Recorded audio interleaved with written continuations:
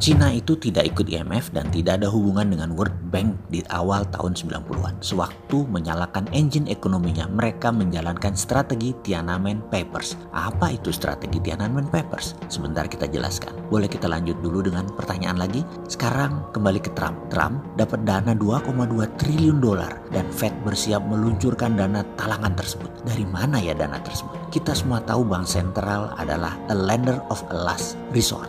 Apa artinya lender of last resort? Dari mana ya bank sentral tadi uangnya? Dari cadangan devisa mereka. Sebentar, ini harus diluruskan mengenai cadangan devisa sebelum kita menjelaskan dua pertanyaan di atas tadi. Cina tidak ikut IMF dan World Bank. Lalu, dari mana Amerika juga mendapatkan 2,2 triliun dolar sebanyak 100 kali APBN Indonesia itu? Apakah dari cadangan devisanya? Kita jelaskan secara singkat, cadangan devisa itu apa sih sebenarnya? Ini adalah dialog kecil saya dengan anak saya nomor 2 yang sedang mengerjakan skripsi S1-nya. Dia memulai, mengapa kalau cadangan devisa Indonesia saat ini 120 billion dolar, kok negara ngutang ya ayah? Ini pertanyaan Fatur kemarin yang saya balik tanya, memang itu duit punya negara atau punya swasta yang dicatat negara? Fatur terdiam. Kalau pemahaman saat ini aku pikir uang negara ayah. Lah kamu yang kuliah ekonomi dan bisnis. Ayah kan lulusan keilmuannya yang sederhana, ilmu tentang orang doang, aplikasi psikologi. Kalau dari sisi ayah bisa mengerti mengapa manusia banyak memahami ilmu sepotong karena dapat informasinya ia sepotong. Setelah itu otaknya berasumsi tentang langkah selanjutnya. Misalnya kata cadangan devisa Indonesia difahami artinya milik negara.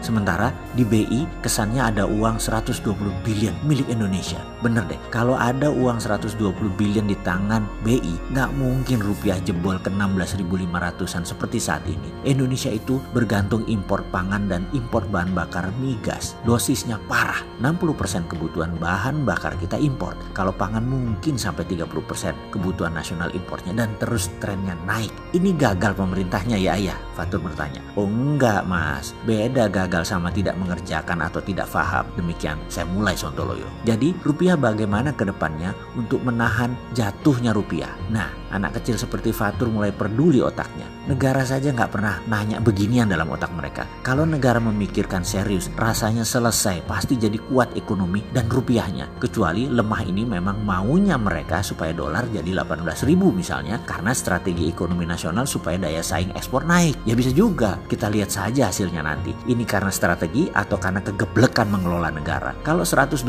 billion cadangan devisa itu milik 100% negara, dari mana uang itu dapatnya?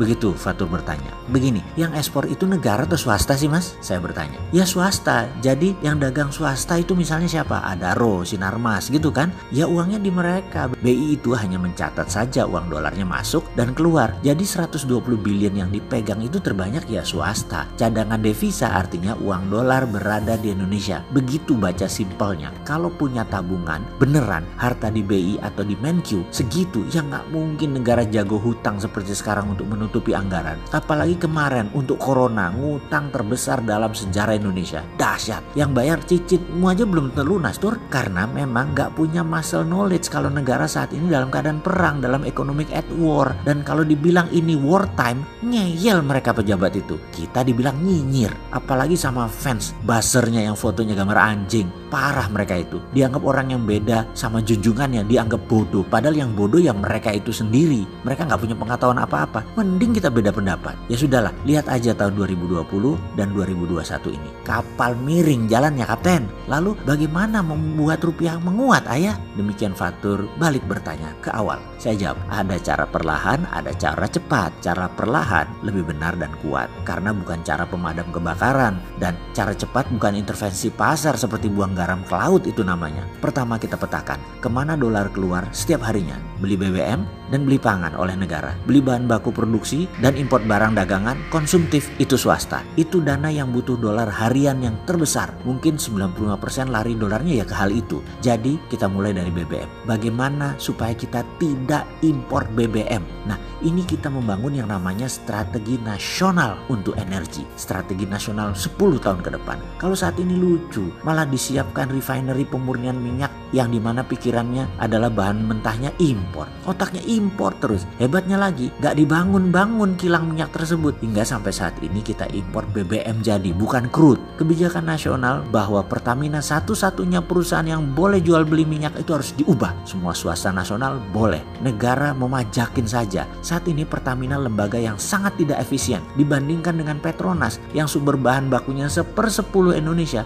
Profitnya lebih bagus dari Pertamina. Jadi ikutkan swasta nasional membangun ketahanan energi nasional. Jangan dimonopoli Pertamina. Negara itu di atas Pertamina. Kalau sekarang Pertamina adalah negara. Lah kebalik-balik nggak tuh? Swasta harusnya boleh punya kilang minyak sendiri, punya refinery sendiri, distribusi channel sendiri. Swasta boleh bangun refinery berbahan baku kondensat, light oil, dan gas alam dikonversi jadi BBM. Teknologi hydrocracking itu murah dan bisa skala mini. Bisa 10.000 barel per hari, bisa 5.000 barel per hari, dan ada bahkan yang 1.000 barel per hari. Dan itu bisa at site, di sumur tambang, di mine mouth. Gak ada biaya distribusi bahan mentahnya. Dengan mengubah semua kondensat dan gas alam di Indonesia, ini bisa mengurangi unsur impor. Mungkin 800.000 barel per hari kita impor, tinggal 200.000 barel per hari importnya. Strategi ini mungkin tidak menghasilkan dolar, tapi strategi ini mereplace dolar, menggantikan impor. Pengaruhnya besar banget dalam fluktuasi mata uang karena mendadak demand beli dolar berkurang. Sekarang kebutuhan dolar malah negara sendiri yang beli. Lah lucu, diintervensi jual dolar di pasar tetapi dibeli lagi oleh negara untuk dana impor. Fatur mantuk-mantuk kepalanya, lalu dia bertanya, "Lalu ayah, semua ini sudah bicara ke pejabat negara?" Saya jawab, "Gak pernah berhenti ayah mencintai negeri ini, Tur. Solusi ini sudah berkali-kali ayah usulkan dan terus akan ayah usulkan. Gak ada bencinya ayah sama negara ini, termasuk pemimpinnya. Namun kalau gak didengar mau ngomong apa? Tapi jangan takut, ayah terus bunyi hanya untuk membuktikan kita berkontribusi. Yang mencatat bukan kita, Tur. Nanti turunan kita yang melihat, anak cucu cicit kita yang melihat. Kita pejuang. Kita sudah melakukan semampu kita walau itu tidak menghasilkan apa-apa dan kita tidak berharap apa-apa kecuali yang terbaik buat bangsa." Itulah dialog singkat saya yang semoga sahabat mulai memahami pertanyaan di awal. Apakah Cina membangun negaranya pakai surplus perdagangan cadangan devisanya? Jawabannya tidak,